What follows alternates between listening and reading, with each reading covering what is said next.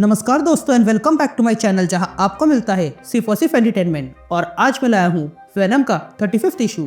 तो यार वीडियो पे नए हो तो वीडियो को लाइक कर देना और चैनल को सब्सक्राइब कर देना। और साथ ही मेरे चैनल पर ज्वाइन बटन स्टार्ट हो गया है तो आप वहां से ज्वाइन कर सकते हो। और उसी के साथ अब आप मुझसे व्हाट्सएप पर जुड़ सकते हो जिसका लिंक मैं आपको डिस्क्रिप्शन में दे दूंगा। तो यार पिछले इशू में आपने देखा कि कार्नेज के हमले के बाद वेनम को ऐसा लगा कि डिलन मर चुका है, लेकिन तभी उसे मेरिडस मिलता है और कहता है कि डिलन जीवित है और वो अपने पिता से लड़ाई करने की तैयारी कर रहा है। तो वही दूसरी ओर कार्नेज गार्डन ऑफ टाइम आ जाता है और वहां पर आकर एडी के कई सारे रूपों को मार डालता है, लेकिन इस चक्कर में वो पूरे गार्डन ऑफ टाइम को ही खत्म कर देता है। तो अब आगे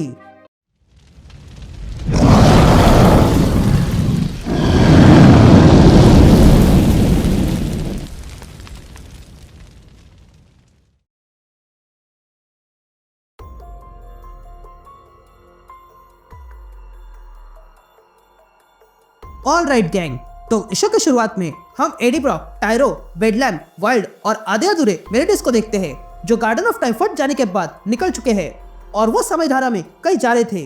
तभी मेरिडस एडी को देखता है और कहता है, इन सब के तुम जिम्मेदार हो, तुम्हारे कारण ही गार्डन ऑफ टाइम नष्ट हुआ। ये गार्डन ऑफ टाइम मेरी जीवन भर की मेहनत थी और तुमने उसे एक ही पल में नष्ट कर दिया। जिस पर एडी मेरिडस से कहता है, तुम होश में तो हो? ये सारी भसड़ के बीच जो मैंने नहीं किया है उसका आरोप तुम मुझ पर लगा रहे हो। तुम कदाचित भूल रहे हो, ये तबाही मैंने नहीं कार्नेज ने फैलाई थी। वो कार्नेज ही था जिसने फैंसी कांटे से तुम्हारी पूरी दुनिया खत्म कर दी। जिस पर बेडलैम एडी से कहता है, कार्नेज के पास ऑल ब्लड था, कम से कम नाम तो बराबर लो। तभी सुनने के बाद एडी सबसे पूछता है, वो कार्नेज था जिसने पूरा प्लेनेट एक झटके में खत्म कर दिया, तो क्या किसने उसे देखा है? जिस पर वाइल्ड कहता है, नहीं मैंने तो देखा नहीं, और वैसे भी वो हम सब से काफी पावरफुल है। लेकिन तभी मेरिडस गुस्से में आकर एडी को मारने जाता है और कहता है, मैं तुम्हें जीवित नहीं छोड़ूंगा ब्रॉक। ये कहते ही मेरिडस एडी का गला दबाने लगता है और कहता है, मैं तुम्हें समझदारा के बाहर फेंकने वाला हूँ जिसके कारण तुम टुकड़ों में बिखर जाओगे। लेकिन तभी पीछे से वाइल्ड आता है और मेरिडस के कंधे पर हाथ रखता है और कहता है, बस बहुत हो गया। ये सुनते ही मेरिडस को गुस्सा आता है और वो वाइल्ड से कहता है, तुम्हारी हिम्मत कैसे हुई मुझे रोकने की? मैं तुम्हारा भविष्य हूँ जिससे तुम आगे जाके बनने वाले हो। जिस पर वाइल्ड मेरिडस से कहता है, अपने आसपास देखो, अब सब कुछ बदल चुका है। अब हम कनेक्टेड नहीं है, पहले हम तुमसे कनेक्टेड थे इसलिए हम तुम्हारा कुछ नहीं बिगाड़ पाए, लेकिन अब इस हादसे के बाद हम तुमसे अलग हो गए हैं और अब तुम्हारा हम पर कुछ नहीं चलेगा। यह कहते हैं मेरिडस देखता है कि एडी, वाइल्ड और टायरो एक होके मेरिडस के खिलाफ हो गए थे। ये देखकर मेरिडस कहता है, नहीं ऐसा हो नहीं सकता है। जिस पर एडी मेरिडस से कहता है, बस थोड़ी देर के लिए रुको। जिस पर मेरिडस कहता है, तुम सब मुझसे डर रहे हो, ये मेरा सिम्बियोट है, मैं तुम्हें कंट्रोल करने नहीं दूंगा।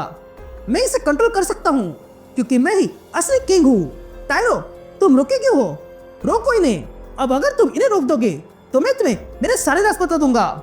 जिस पर टायरो मेरिडस से कहता है, तुम भी कभी टायरो थे ना, तो तुम शायद भूल रहे हो, मैं हमेशा जीतने वाले की साइड होता हूँ। ये सुनते ही मेरिडस को गुस्सा आता है और वो कहता है, नहीं तुम धोखेबाज हो।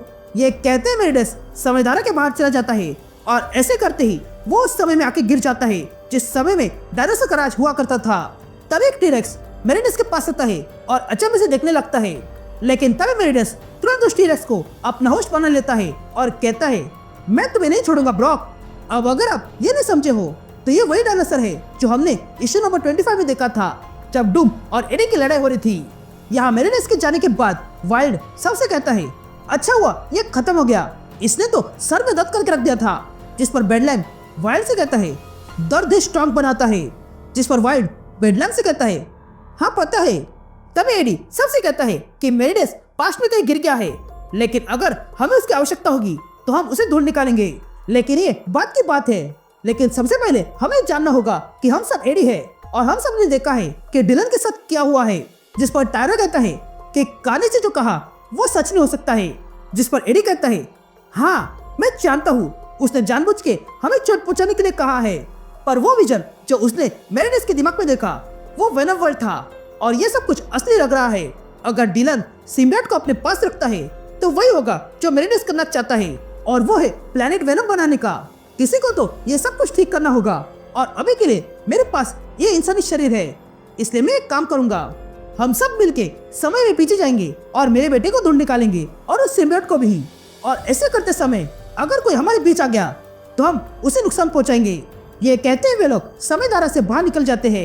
यहाँ प्रेजेंट में हम न्यूयॉर्क देखते हैं जहाँ पर सारे लोग अपने काम में बिजी थे। तभी हमें वेनम की आवाज सुनाई देती है जो डिलन से अलग हो गए ऑलमोस्ट मरने की हालत में था। तभी वेनम कहता है मैं बस चोट पहुंचाता हूँ, डिलन जीवित है। ये बात मुझे मेरे रिश्ते ने बताई। मैं डिलन को ढूंढ सकता हूँ क्योंकि वो यहीं पर है, पर एडी को भी मेरी आवश्यकता है।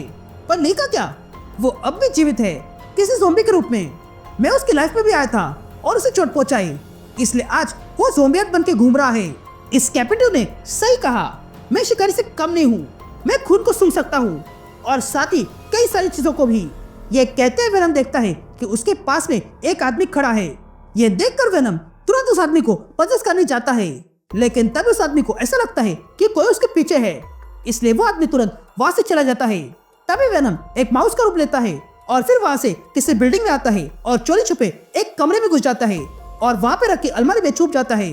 तभी आगे वेनम कहता है मैं जानता हूँ जिसके पास में आया हूँ उसने कहा था कि वो मुझसे फिर कभी नहीं जुड़ेगा, लेकिन अब मेरी मजबूरी है इसलिए मैं यहाँ आया हूँ। ये कहते हम उस आदमी को देखते हैं जिसके रूम में वेनम छुपा हुआ है और वो शख्स कोई और नहीं बल्कि पीटर पार्कर यानी कि स्पाइडरमैन है। तभी पीटर वहाँ आके अपना कॉस्ट्यूम उस अलमारी में रख देता है और फिर शावर लेने जाता है। यहाँ दूसरी तरफ हम डिलन को देखते हैं जो कहीं पर छुपा हुआ था और तब उसे इवेंचुअलिटी दिखाई देता है जो डिलन से कहता है तुम मर चुके हो डिलन, तो क्या तुम्हारे पास कोई सवाल है। यह कहने के बाद डिलन देखता है कि एडी ब्रॉक किसी पर हमला कर रहा है। ये देखकर डिलन पूरी तरह डर चुका था, लेकिन तभी उसके शोल्डर पर फ्लेक्सो हाथ रख देता है। लेकिन जब डिलन देखता है तो वहां पर उसे डूब दिखाई देता है। ये देखकर डिलन और डर गया था और वो अपने सपने से जाग जाता है और देखता है कि उसके पास स्लीपर था। लेकिन तभी उन दोनों के सामने अचानक से फ्लेक्सो आ जाता है।